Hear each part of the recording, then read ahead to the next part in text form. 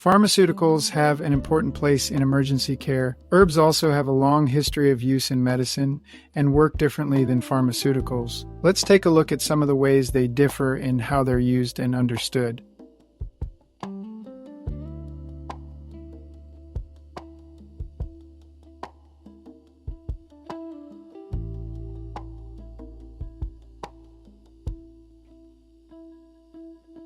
A 2025 analysis by the American Society of Pharmacovigilance reports that adverse drug events, which include prescribing errors, overdoses, misuse, drug interactions, allergic reactions, and adverse drug reactions, are now the third leading cause of death in the United States, responsible for an estimated 250,000 to 300,000 deaths each year. These findings were released in connection with National Adverse Drug Event Awareness Day on March 24, 2025. By comparison, historical FDA data from the 1990s recorded 184 deaths and 2,621 reported adverse reactions linked to herbal supplements over a 5-year period. Most were related to ephedra-containing products, which act more like drugs because they use isolated active compounds. That's roughly 37 herbal-related deaths per year versus the kind of numbers just mentioned from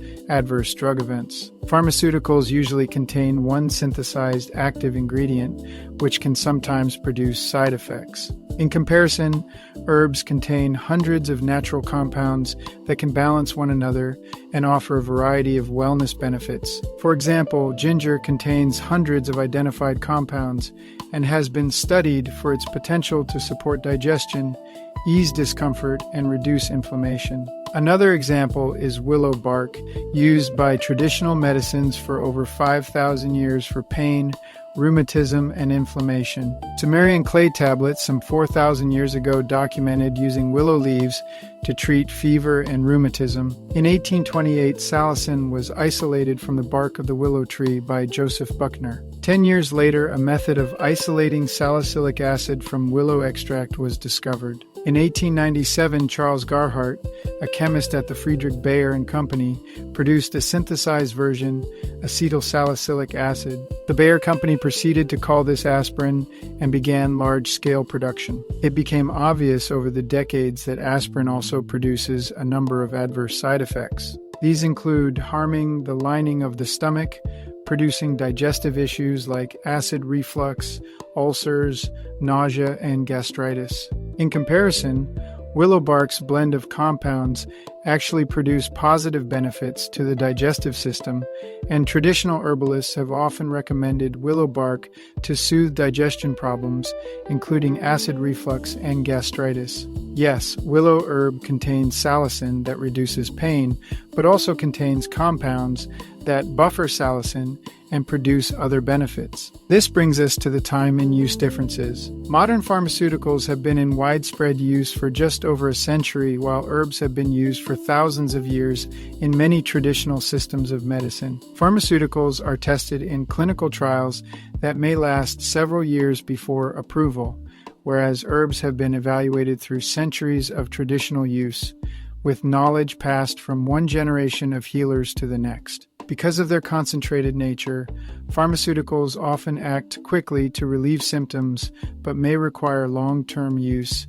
and even increased dosage for continued relief. Herbal remedies tend to work more gradually, helping to support balance in the body and address underlying wellness factors. Drugs can be patented, giving companies exclusive marketing rights that sometimes lead to high prices and market control. Herbs, on the other hand, are natural resources that can be grown freely, with costs limited to cultivation and harvesting. Many drugs require a doctor's prescription due to safety regulations and potential risks. Herbs are generally considered gentler and available without prescription, though it's still wise to consult a qualified herbalist or healthcare provider. Pharmaceuticals are synthesized compounds, while herbs are whole plants. They are closer to foods in their natural form, and many herbs are used as meal dishes or spices. Some medications can stress the liver or require careful monitoring of liver function, whereas certain herbs such as milk thistle have traditionally been used to support liver health